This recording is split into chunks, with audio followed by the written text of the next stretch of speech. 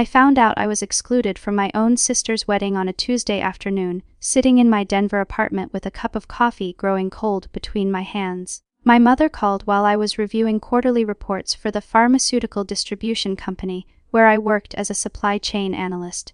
"Samantha, honey, we need to talk about Jessica's wedding," Mom said, her voice carrying that particular tone she used when delivering bad news she wanted to pretend was not actually bad. "What about it?" I asked, setting down my pen. "I already requested the time off work. The wedding is in 3 weeks, right?" There was a pause. A long one. The kind that makes your stomach drop before the words even come. "Well, that is the thing. Your father and I were handling all the travel arrangements, and somehow we forgot to book your plane ticket and your hotel room. We just realized it yesterday when confirming everything, and now all the flights are completely booked. The hotel too. It is peak season in Maui apparently." I stared at the wall of my office where I had pinned a photo from last Christmas. All of us together smiling. Jessica had her arm around me. "We were sisters. We were supposed to be close. You forgot," I repeated slowly. "These things happened, sweetheart. We have been so busy with the planning and there were so many details. Jessica is devastated, of course, but she understands. We will take lots of photos for you." I thought about the 27 years I had spent being the forgettable one. The middle child who never quite measured up to Jessica. The golden daughter who became a successful architect, or my younger brother, Danny, the charming entrepreneur everyone adored. I was just Samantha, reliable and quiet, easy to overlook. "That happens," I said flatly. "Oh, I am so glad you understand. Your sister was worried you would be upset. You know how sensitive she gets before big events. I will send you photos, I promise." After she hung up, I sat there for an hour. Then I opened my laptop and started researching. Not flights to Hawaii, something else entirely. The next day at work, I requested a meeting with my supervisor, Patricia. She looked surprised when I told her I wanted to take a leave of absence a year. She asked, raising her eyebrows. "That is quite unusual. Is everything all right?" "Everything is fine," I said. "I have some personal projects I want to pursue. I have been here 6 years and I think I need a break to figure out my next steps." Patricia studied me for a moment. I had always been her most reliable analyst, the one who stayed late, who never complained, who fixed problems quietly without drama. "You have plenty of vacation time saved up," she said finally. "And honestly, Samantha, you deserve it. You have been carrying this department for years. If you need a sabbatical, take it. Your position will be here when you get back." I thanked her and walked out feeling lighter than I had in months. That evening, I called my family group chat. Well, I sent a message. No one answered calls anymore. "Hey everyone, not going to make the wedding, but I hope it is beautiful. Taking some time for myself, going to be offline for a while. Love you all." Jessica responded immediately. "Wait, what? Where are you going?" I did not answer. Instead, I turned off my phone and opened my laptop again. Over the next week, I sold most of my furniture, put my car in storage, and rented out my apartment to a colleague who needed a temporary place. I kept only what fit in 2 suitcases and a backpack. My family tried calling, but I let everything go to voicemail. Jessica left increasingly frantic messages. "Sam, this is weird. Where are you going? Are you okay? Please call me back." Danny texted, "Dude, what is going on? Mom is freaking out." I did not respond to any of them. The day before Jessica's wedding, I boarded a plane. Not to Hawaii, but to Tokyo. I had always wanted to see Japan, and I had been saving money for years. What I had not told anyone was exactly how much I had saved. Living frugally and investing carefully had given me enough to fund an extended journey, especially if I was smart about it. As the plane took off, I felt something I had not felt in years: freedom. I spent 3 weeks in Japan, staying in host and budget hotels, eating street food, visiting temples, and practicing my terrible Japanese with patient locals. I took a calligraphy class in Kyoto and learned to make soba noodles from an elderly woman in Osaka who reminded me of my grandmother, the one who had actually remembered my birthday every year, who had left me a small inheritance when she passed. No one in my family knew about that money. Grandma had set up the trust privately with instructions that it be given to me on my 25th birthday. She had written me a letter that came with it. "Samantha, you have always been the one who thinks before acting, who plans quietly while others make noise. Use this wisely. Make yourself proud." I had invested most of it and watched it grow. Now I was using it exactly as Grandma had intended. From Tokyo I went to Seoul, then Bangkok. I sent no photos, no updates, nothing. I existed in a bubble of anonymity, just another traveler with a backpack and a journal. In Chiang Mai I took a 6-week course in digital marketing at a small school run by expats. I had always been good with data and analysis, and I discovered I had a talent for understanding online business strategies. Meanwhile, According to the sparse information I gathered from my turned-off phone, when I checked it once every 2 weeks at internet cafes, my family was losing their minds.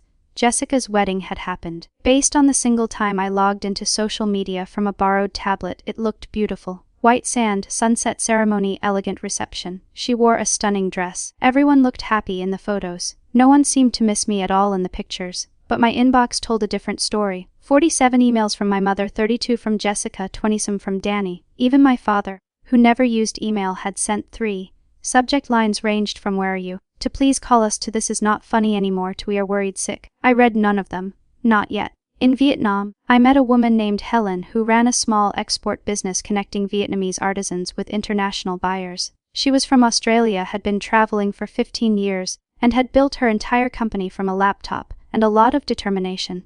The thing about disappearing, she told me over coffee in Hanoi, is that you find out who you actually are when nobody is watching. What did you find out? I asked. She grinned. That I am much more interesting than my family ever gave me credit for. We became friends. She taught me the basics of international trade, supply chain management across borders, and how to identify quality products. My background in pharmaceutical distribution translated surprisingly well. We started collaborating on a small project helping a collective of ceramic artists in Hue reach European markets. It was supposed to be just a learning experience. It turned into something more. By month 4 of my absence, I had helped facilitate 3 successful shipments and earned my first independent commission. It was not much, barely enough to cover a week of expenses. But it was mine. Money I had earned through my own initiative. Not by showing up dutifully to a job where I was appreciated, but never celebrated. Helen looked at the numbers and whistled. You have a gift for this. Ever think about doing it full-time? Maybe, I said. I moved through Southeast Asia like a ghost. Cambodia, Laos, back to Thailand. I learned to haggle in markets, to spot quality craftsmanship, to understand the delicate balance of cross-cultural business relationships. I took online courses in international trade law and logistics. I worked with other digital nomads and small business owners, and slowly, carefully, I built something. By month 6, I was running my own small consulting operation, helping artisans and small manufacturers connect with international distributors. I used my pharmaceutical supply chain background to optimize shipping routes and negotiate better rates. I was good at it, really good. The money started flowing more steadily, not a fortune, but enough to sustain my travels and start saving again. More importantly, I was learning and growing in ways I never had back home, where I was always just reliable Samantha, the one who never caused problems or made waves. I kept my phone off except for those brief weekly check-ins. The messages from my family had evolved. Anger had shifted to concern, then to guilt. Mom, sweetheart, we know we hurt you. Please just let us know you are alive. Jessica, I am so sorry about the wedding. I should have checked the arrangements myself. Please, Sam, talk to me. Danny, everyone is really worried. Dad has not been sleeping. Just send a sign that you are okay. On month 7, I was in Bali when I checked my messages and found something that made me pause. An email from my father who had somehow figured out how to attach a video. I almost did not watch it, but curiosity won. The video showed my father in his study, looking older than I remembered, tired. Samantha, he said, staring into the camera awkwardly. I do not know if you will see this, but I need to say it anyway. What we did was wrong. Your mother and we got so caught up in making Jessica's day perfect that we forgot about you. That is not an excuse. You are our daughter, and we failed you. Please come home or at least let us know you are safe. I love you. I watched it 3 times. Then I closed my laptop and went for a walk on the beach. The thing was, I was not angry anymore. Somewhere between Tokyo and Bali, between learning calligraphy and negotiating shipping contracts, the rage had burned itself out. What remained was something clearer. The understanding that I had been complicit in my own invisibility. I had been so busy being reliable, being easy, being the one who never caused problems that I had let them forget I was there. But I was not ready to go back, not yet. By month 8, I had landed in Barcelona. My consulting business was growing. I had a steady roster of clients, mostly small manufacturers in Asia who needed help reaching European and American markets. I had learned to speak passable Spanish, decent Thai, and serviceable Vietnamese. I had built a life that belonged entirely to me. And then I received a message that changed everything. The message came through LinkedIn of all places from someone named Victoria, who identified herself as a senior buyer for a mid-sized pharmaceutical distribution company in Chicago. Samantha, I hope this message finds you well. I was given your name by a mutual contact who said you have been doing impressive work in international supply chain consultation. We have been struggling with our Asian suppliers, particularly in Vietnam and Thailand. Quality control has been inconsistent and shipping costs are higher than they should be. Would you be interested in discussing a consulting contract? Your background at your previous company suggests you would be perfect for this project. I stared at the message for a long time. Then I looked at Victoria's profile. The company was called Apex Pharmaceutical Distribution. It was a competitor to my old employer, but smaller, more nimble. According to their website, they were expanding aggressively. I wrote back, I would be interested in learning more. I am currently based in Europe, but available for video consultations. What timeline are you working with? Her response came within an hour. How does tomorrow work? 2 p.m. Central Time. The video call happened in a co-working space in Barcelona. Victoria appeared on my screen, a sharp-eyed woman in her 50s with steel-gray hair and a nonsense demeanor. Let me be direct, she said after brief introductions. We are bleeding money on our Asian supply chain. Delayed shipments, quality issues, and we are paying too much for freight. I have heard you managed to cut shipping costs by 30% for 3 different clients in the last 6 months while improving delivery times. How? I walked her through my methodology: relationship building with reliable local suppliers, understanding regional logistics networks, negotiating as a partner rather than just a buyer, quality control systems that respected local manufacturing practices while meeting international standards. She listened intently, occasionally asking sharp questions that proved she knew the industry well. I will be honest with you, Samantha, she said when I finished. I have been in this business for 28 years. Most consultants talk a good game but cannot deliver. You sound like you actually know what you are doing. I want to offer you a 6-month contract, remote work, but you would need to travel to our supplier sites periodically. The pay is substantial. She named a figure that made my heart skip. It was more than I had made in a year at my old job. I need to think about it, I said, keeping my voice steady. Of course, but I need an answer by Friday. We are losing ground to competitors and I need someone who can move fast. After the call ended, I sat in that co-working space for 2 hours thinking this was a real opportunity, not just a collection of small consulting gigs, but a legitimate contract with a growing company. It would mean structure, stability, and validation of everything I had built over the past 8 months. It would also mean emerging from my self-imposed exile. I thought about my family, about the messages I had been ignoring, about the fact that I had been gone for 8 months, and they still had no idea where I was or what I was doing. Part of me wanted to stay hidden forever, to keep building this new life where no one knew me as the forgettable middle child. But another part, the part that had grown stronger with each country visited and each deal closed, knew that real growth meant eventually facing what I had left behind. Not because I owed them anything, because I owed myself the satisfaction of showing them exactly who I had become. I sent Victoria an email. I accept your offer. When do we start? Her response was immediate. Monday. Welcome to Apex. Over the weekend, I began the process of returning to the visible world. I turned my phone on fully for the first time in months. The cascade of notifications was overwhelming. Missed calls, voicemails, texts, emails. I ignored all of them for now. Instead, I updated my LinkedIn profile with my new title, International Supply Chain Consultant, Apex Pharmaceutical Distribution. I added details about my consulting work over the past months. Carefully professional but clearly successful. Then I posted a single update. Excited to announce I am joining Apex Pharmaceutical Distribution as a consultant helping optimize international supply chains. Looking forward to this next chapter. I knew it would detonate like a bomb in my family's world. They had no idea where I had been or what I had been doing. Now they would see that not only was I fine, I was thriving. My phone started ringing within 10 minutes. Jessica, I let it ring. Then Mom, then Danny. I ignored them all. Instead, I spent the evening preparing for my new role. Victoria had sent over files detailing Apex's current supply chain challenges. As I reviewed them, I realized something that made me smile. One of their biggest competitors, the company eating their lunch in the Asian markets, was my old employer, the pharmaceutical distribution company where I had worked for 6 years, where I had been reliable, quiet, easily overlooked Samantha, and now I was being hired specifically to help Apex beat them. The irony was delicious. On Sunday evening, I finally opened the messages from my family. Months of worry, guilt, anger, confusion, and eventual desperate pleading. I read every single one, feeling nothing but a distant sort of pity. Then I composed a single message to the family group chat. Hi everyone, I am fine. I have been traveling and working. Sorry for the silence. I will be in touch soon. Simple, unapologetic, offering no explanations. Jessica tried calling immediately. I declined the call and sent a text. Not ready to talk yet, but I am okay. The next morning I started my new job. Victoria set up meetings with Apex's executive team. I presented my initial assessment of their supply chain problems and my proposed solutions. They listened with the kind of attention I had never received at my old job. The CEO, a sharp businessman named Gregory, nodded throughout my presentation. "This is exactly what we needed. Welcome aboard, Samantha.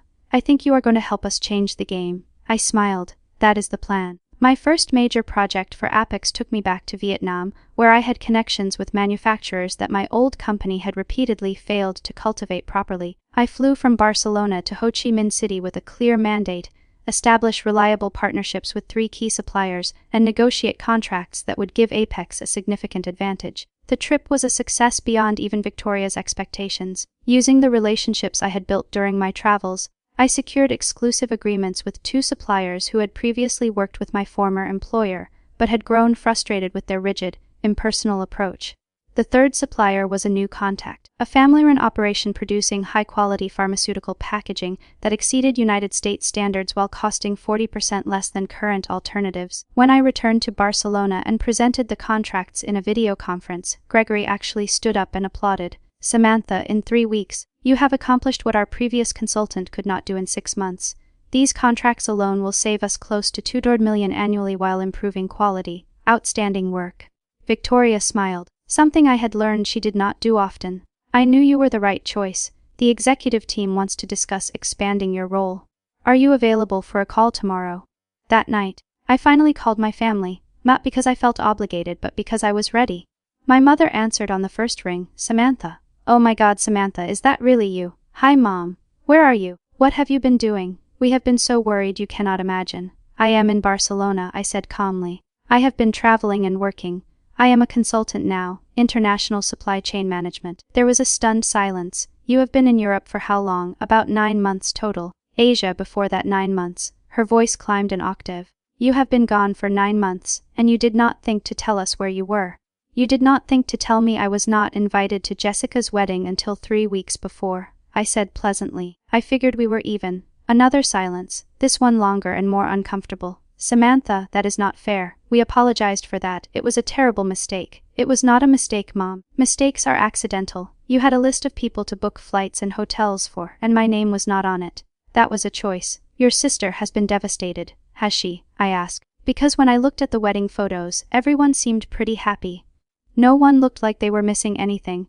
"We need to talk about this as a family," Mom said, her voice taking on that familiar tone of maternal authority. "When are you coming home?" "I am not sure yet. My work is here right now." "What work?" "You had a perfectly good job in Denver." "I quit that job. I have a new one now. A better one." I could practically hear her struggling to process this. Her reliable, predictable daughter had vanished for 9 months and returned as someone unrecognizable. "I want to talk to you about this properly," she said finally. "Face to face. Can you at least video call so we can see you? Maybe later this week." "I have to go, Mom. Work calls." "Samantha, wait." I hung up. It felt surprisingly good. The next call was worse. Jessica tried the guilt approach immediately. "Sam, I cannot believe you just disappeared like that. Do you have any idea what that did to me? On my wedding day, knowing my sister was out there somewhere angry at me. Did it ruin your day?" I asked. "What? No, but then I guess everything worked out fine." "That is cruel, Sam. That is not like you. Maybe you do not know what I am like," I said.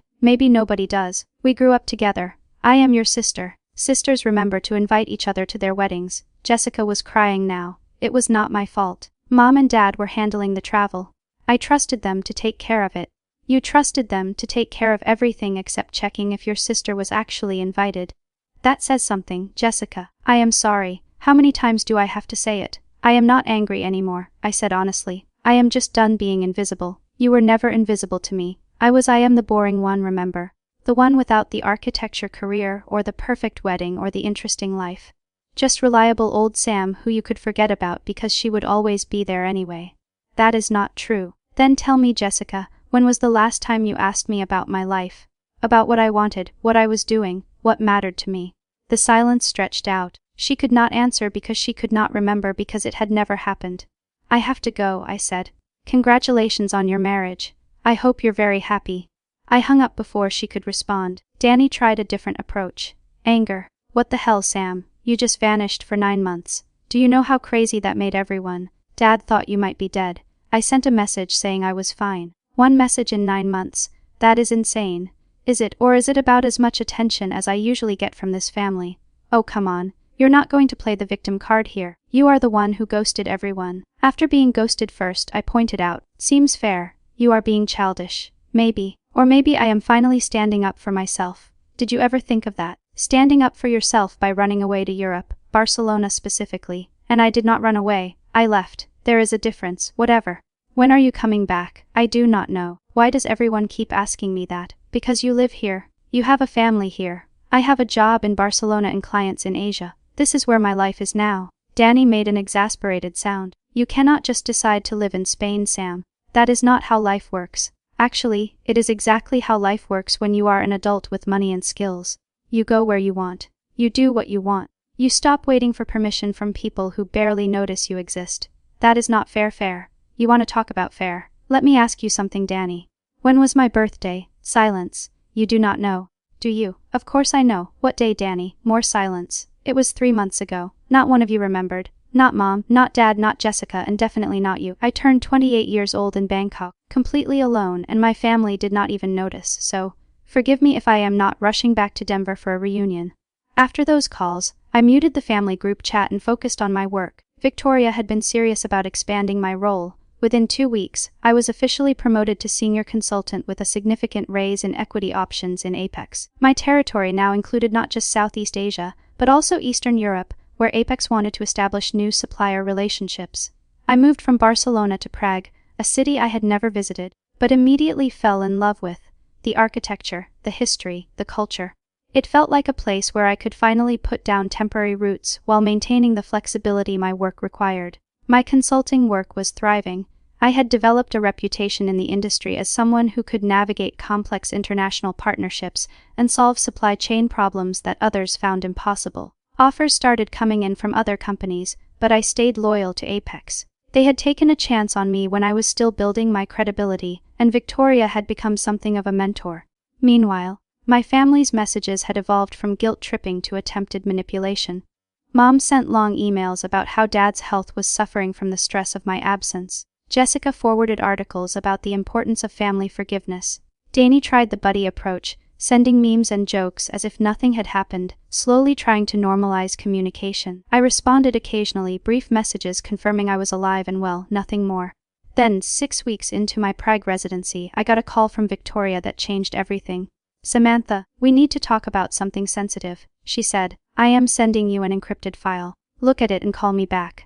The file contained internal documents from my former employer in Denver. Somehow, Apex had obtained details of their new expansion strategy, and it was aggressive. They were planning to undercut Apex's pricing in every major market, using what appeared to be insider knowledge of Apex's cost structures. How did they get this information? I asked when I called Victoria back. We think they have someone on the inside, someone who knows our contracts and pricing. She paused. Samantha, I need to ask you directly. You worked there for 6 years. Did you sign a non-compete? No, I was just an analyst. They did not consider me important enough for a non-compete. And you have had no contact with anyone there since you left? None. I quit without notice and disappeared. Remember, Victoria was quiet for a moment. The timeline matches up. They started getting aggressive right around when you would have been in Southeast Asia, establishing our new supplier relationships. My mind raced. You think they are copying my strategy? How would they even know what I was doing? That is what we need to find out. Can you think of anyone there who might have tracked your movements? Anyone who knew about your new position? I thought back to my old office, to the people I had worked with for 6 years. Most of them had barely noticed when I left. But there was one person who might have paid attention. There was someone, I said slowly. Trevor. He was in my department, always competitive, always looking for an edge. We worked on several projects together. He knew my methods. Is he still there? As far as I know. Let me check. I logged into LinkedIn for the first time in weeks.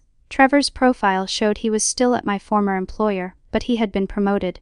He was now the Director of International Supply Chain Strategy. My job, the promotion I had been quietly working toward for 6 years. Victoria, he has my old job, or rather the job I should have gotten. Send me his information. We need to figure out if he is tracking your work. Over the next week, Victoria's team investigated. What they found was both flattering and infuriating. Trevor had indeed been monitoring my LinkedIn profile, my consulting activities, and even my travel patterns. He had been using my success as a roadmap, following 3 months behind, approaching the same suppliers I had worked with and trying to undercut the relationships I had built. But he was not as good at it as I was. He lacked the cultural sensitivity, the patience, the genuine relationship-building skills. Most of the suppliers he approached had rejected his offers or given him minimal access, remaining loyal to the partnerships I had established. Still, his attempts were causing problems. Suppliers were confused about why 2 different American companies were approaching them with similar strategies. Some were starting to distrust both companies, worried about being caught in corporate games. "We need to shut this down," Victoria said during our strategy call. "Samantha, I know this is asking a lot, but would you be willing to go back to Denver? Apex wants to open a United States regional office, and we think your presence there would send a strong message. Plus, you could directly counter whatever Trevor is doing." I thought about it. Denver home, the place I had fled from a year ago. "When?" I asked. 3 months. "That gives you time to finish your Eastern Europe projects and transition them to someone else. We want you focused on the United States market and directly competing with your old company. They will realize I am specifically targeting them." "Good.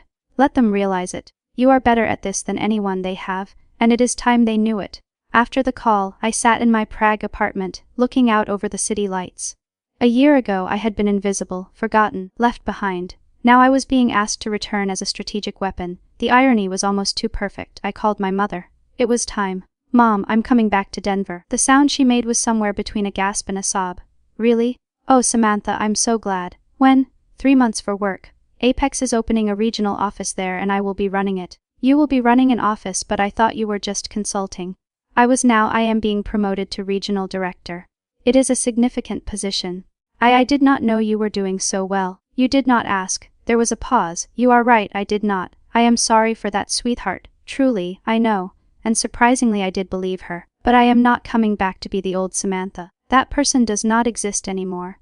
I am coming back on my own terms with my own life, my own career. If you and Dad and Jessica and Danny want to be part of that life, you will need to accept it." "Of course, we will. We just want you back in our lives." "We will see," I said. "I will let you know when I land." The 3 months passed quickly. I wrapped up my Eastern European projects, trained my replacement, and prepared for the move back to Denver. Apex had leased office space in a new building downtown, sleek and modern, nothing like my old office. They had given me a generous budget to hire a small team and the authority to make strategic decisions independently. I was not just returning to Denver. I was returning as someone who mattered. The night before my flight, I had one last video call with Victoria.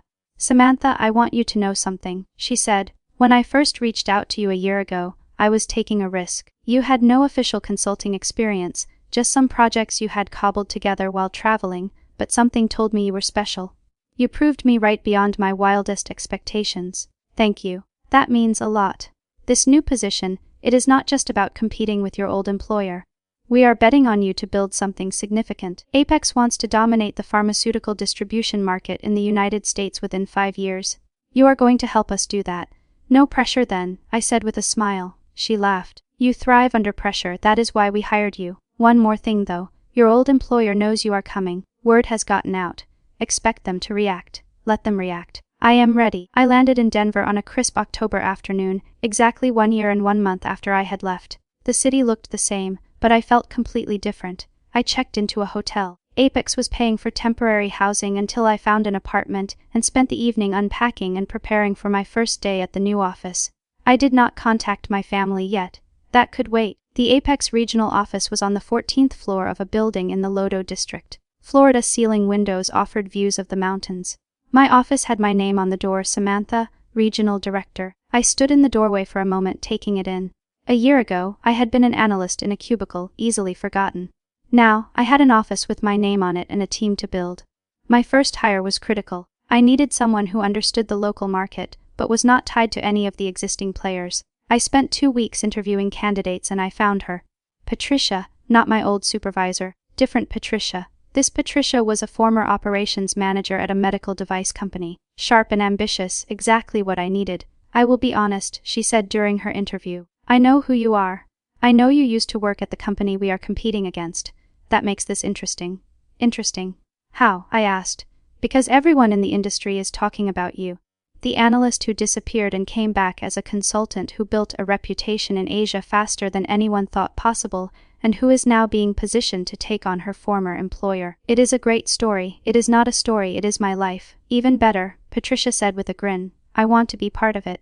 When do I start? She started the following Monday. Together, we began building the operation. 2 more hires followed, a logistics coordinator and a business analyst. Small team but effective. Meanwhile, my family was becoming persistent. They knew I was back in Denver. I had posted about my new position on LinkedIn, but I had not reached out. Finally, after 2 weeks, I agreed to have dinner with them. Not at home, but at a restaurant. Neutral ground. They were all there. Mom, Dad, Jessica with her husband, Brandon, and Danny. They looked older, more tired. Or maybe I was just seeing them clearly for the first time. The dinner started awkwardly, everyone trying too hard to be normal, to pretend the last year had not happened. Finally, my father cleared his throat. Samantha, we owe you an apology, a real one. What we did, leaving you out of Jessica's wedding, it was unforgivable. We got caught up in the excitement and the planning, and we forgot the most important thing. You.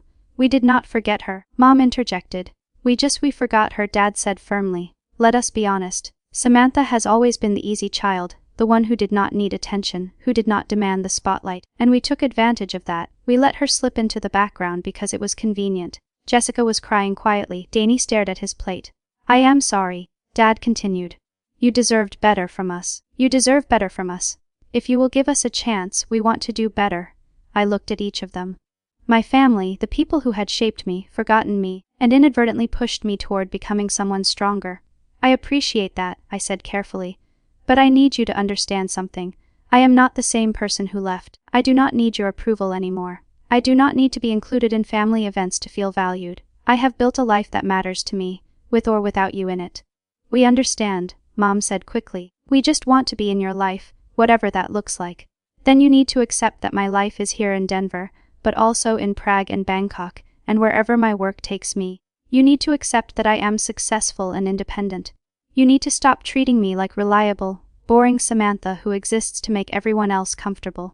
We never thought you were boring, Jessica said, her voice thick with tears. I looked at her. My sister, who I had once idolized. Yes, you did, you all did. But that is okay. It taught me something important. What? Danny asked. That being forgotten can be the greatest gift. It forced me to find out who I was without you. And I like who I found. The dinner ended with tentative plans to stay in touch. I promised to come to Sunday dinners occasionally. They promised to actually remember my birthday next year. Small steps towards something that might eventually resemble a healthy relationship. But I was not holding my breath. The real test came 2 weeks later when Trevor reached out. His message on LinkedIn was brief. Heard you are back in town. We should grab coffee. Would love to hear about your travels. I stared at the message for a long time. He had been following my work, copying my strategies, trying to benefit from my success while I had been invisible to him when we worked in the same office. I replied, sure, how about Tuesday at 10:00? He suggested a coffee shop near my old office. I countered with one near my new office. He agreed. It was time to remind everyone exactly who had taught them their best moves. Trevor looked exactly as I remembered. Confident, polished, the kind of person who had always been noticed, while I had faded into the background. He stood when I entered the coffee shop, flashing the charming smile that had probably helped him secure that promotion. Samantha, you look great. Europe clearly agreed with you. It did, I said, shaking his hand briefly before sitting down. We ordered coffee, made small talk about Denver's growth, the weather. Nothing substantive. He was circling, trying to figure out how to approach what he really wanted to discuss. Finally, he leaned forward. I have to say, I have been following your work. Very impressive what you have done in such a short time. That Vietnam deal everyone is talking about. Brilliant. Thank you. You were always good at the detail work. I remember when we worked together on that Thailand project. You had such a methodical approach. I smiled slightly. I remember that project. You presented my analysis to the executives and took credit for it. He had the grace to look uncomfortable. That was just how things worked back then. Team effort, you know. Of course, I sipped my coffee. So why did you want to meet? Trevor relaxed, thinking he had successfully glossed over the past. I wanted to pick your brain about the Asian markets. We are expanding there, and honestly we could use some insights from someone who has been on the ground. You want me to help my competitor. We do not have to be competitors. There is room for multiple players in this market. Maybe we could even collaborate on some projects. I set down my coffee cup carefully. Trevor, you have been following my LinkedIn profile for a year. You have been approaching the same suppliers I cultivated, using the same strategies I developed, trying to replicate my success, and now you want to collaborate. His face went through several expressions before settling on defensive. I do not know what you were talking about. Yes, you do. The question is why. You got the promotion I should have had. You are in the position I worked toward for 6 years. Why are you so interested in what I am doing? He was quiet for a moment, and I saw something flicker across his face, not guilt, envy. Because you are good at this, he said finally. Better than me, maybe, you always were. You see things other people miss. You build relationships that last. And now you are with Apex and they are beating us in every market you touch. And whose fault is that? I did not force you to leave. No, you just made sure I stayed invisible long enough that leaving was the only option. Trevor leaned back. What do you want me to say, Samantha? That I am sorry, that I wish things had been different. I do not want you to say anything. I wanted you to know that I know exactly what you have been doing, and it has not worked. The suppliers you approached, they told me about your offers. They laughed about how poorly you understood their business cultures, how you tried to strong-arm deals instead of building partnerships. His jaw tightened. We are doing fine. You are hemorrhaging market share to Apex. In 6 months we have captured 15% of the pharmaceutical distribution market in Southeast Asia. Your company has dropped by 12% in the same period. Those numbers are public, Trevor. Anyone can see them. So, you came back here to gloat. No, I came back here to finish what I started. I stood up. Trevor looked up at me, and for the first time in all the years I had known him, I saw uncertainty in his eyes. Enjoy your coffee, I said, and Trevor, stop following my LinkedIn profile. It is a little pathetic. I walked out without looking back. That evening, I had a video call with Victoria. She was smiling before I even said anything. I heard about your meeting with Trevor. How did you? The industry is smaller than you think, and people talk, especially when someone shuts down the competition's golden boy in public. Well done. I just told him the truth, which is exactly what he needed to hear. Samantha, I have news. The executive team has been reviewing the quarterly projections, and your impact on our growth cannot be overstated. We want to expand your role again. Already you have exceeded every target we set. Gregory wants to make you Vice President of International Operations. You would oversee all of our global supply chain initiatives, not just the United States region. I sat down slowly. Vice President, a title that would have taken me decades to achieve at my old company, if ever. I had been back in Denver for less than 2 months. That is substantial, you have earned it. The board meeting is next week. They want you to present your strategy for the next 2 years. Show them what you showed us in Vietnam and Prague. Convince them that you can scale that success globally. After the call, I sat in my apartment looking out at the Denver skyline. A year ago, I had left this city feeling worthless, forgotten, invisible. Now I was being offered a vice presidency at a company that actually valued my work. But I was not done yet. The board presentation was scheduled for the following Thursday. I spent a week preparing, pulling together data, projections, case studies. Patricia helped me refine the presentation, pushing back on weak points, strengthening the narrative. You need to show them you are not just good at tactics, she said. You need to prove you think strategically, that you understand the big picture. She was right. I restructured the presentation to tell a story where Apex was now, where the market was heading, and how my approach could position them to dominate in 5 years. The night before the presentation, my mother called. Sweetheart, I wanted to tell you how proud I am. Jessica mentioned she saw something on LinkedIn about a promotion potentially. I have a board presentation tomorrow. That is wonderful. What will you be presenting? I found myself actually explaining it to her, walking through my strategy, my vision. She listened, asking occasional questions that showed she was genuinely trying to understand. Samantha, I had no idea you were doing work at this level. This is remarkable. It is what I have been building toward. I know I have said this before, but I really am sorry we did not see it. We did not see you. You were always there, always reliable, and we took that for granted. You did. Can I come to Denver next month? Just me, not the whole family. I would like to take you to dinner and actually talk. Really talk about your life, your work, everything we missed. I considered it, maybe. Let me get through this presentation first, of course. Good luck tomorrow, honey. Not that you need it. I have a feeling you are going to impress everyone. The presentation was at 9 a.m. in Apex's Chicago headquarters. I flew in the night before, rehearsed one final time in my hotel room, and arrived at the office at 8:30.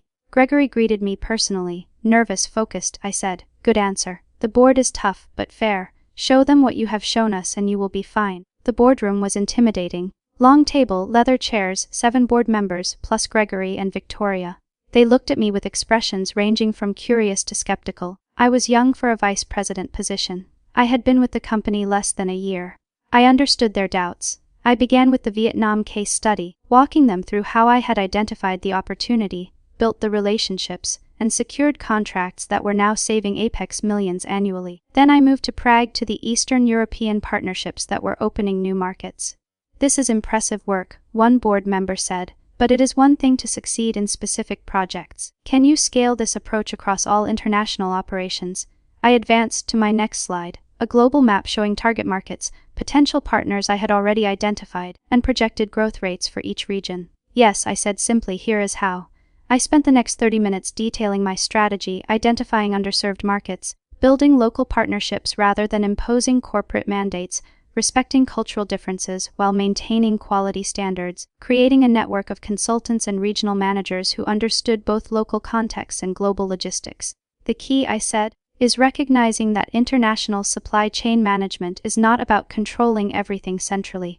It is about building trust in each region and connecting those relationships into a coherent network. My competitors, including my former employer, keep failing because they try to force a one-size-fits-all approach. We will succeed because we adapt." Another board member leaned forward. "You keep referring to your former employer. Are you proposing we specifically target them?" "I am proposing we operate so effectively that they become irrelevant. If that involves directly competing for their market share, then yes, that is aggressive. That is business." Gregory was smiling. Victoria looked satisfied. The board members exchanged glances and I saw the shift happening. I had won them over. The board chair, an elegant woman in her 60s named Deanne, spoke. "Miss Samantha, you left your previous employer a year ago. You spent that year traveling, building skills, establishing relationships. Can you tell us why you chose Apex when you could have gone anywhere?" I thought about it. Victoria took a chance on me when I was unproven. She saw potential when others would have seen a resume gap and questionable decisions. Apex gave me room to succeed or fail on my own merits. That is rare, that is valuable, and that is worth building something exceptional for. Diane nodded slowly. "One more question. What do you want to achieve here? Where do you see yourself in 5 years?" "I want to make Apex the dominant player in international pharmaceutical distribution. I want to build something that lasts, that matters. And in 5 years I want to look back and know that I turned potential into reality." "Thank you. We will deliberate and let you know our decision." I left the boardroom and waited in Gregory's office. Victoria joined me. "That was one of the best presentations I have ever seen," she said. "You have nothing to worry about." 20 minutes later, Gregory returned grinning. "Congratulations, Madam Vice President.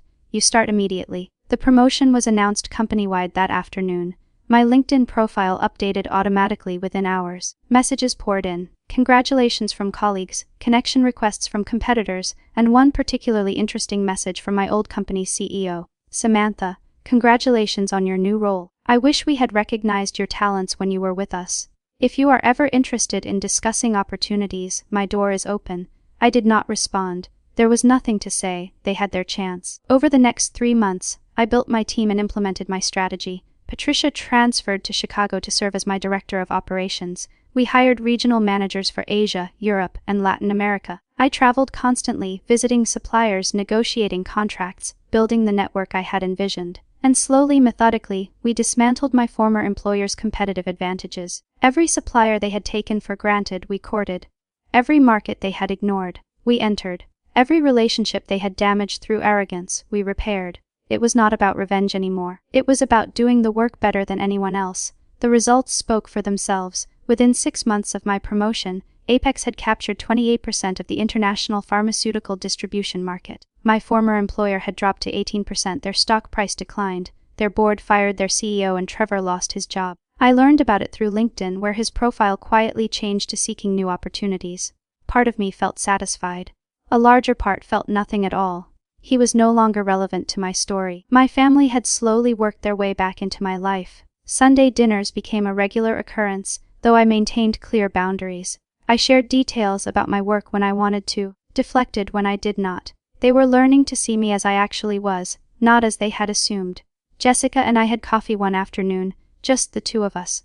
"I have been thinking a lot about what you said." She began, "about how I never asked about your life. You were right. I was so focused on my career, my wedding, My life that I never considered yours. I know. I want to do better. Can you tell me about your work? Really tell me, not just the LinkedIn version. So, I did. I told her about Vietnam, about learning to negotiate in different cultures, about the satisfaction of building something from nothing. She listened, really listened, asking questions that showed genuine interest. You know what is funny? She said when I finished. I always thought I was the successful sister, the one with the impressive career and perfect life, but you have built something I never could. You took a massive risk, reinvented yourself and came back stronger. I am actually jealous. Do not be. I said you have your path, I have mine. They do not have to compete. When did you get so wise? I smiled. Somewhere between Bangkok and Barcelona.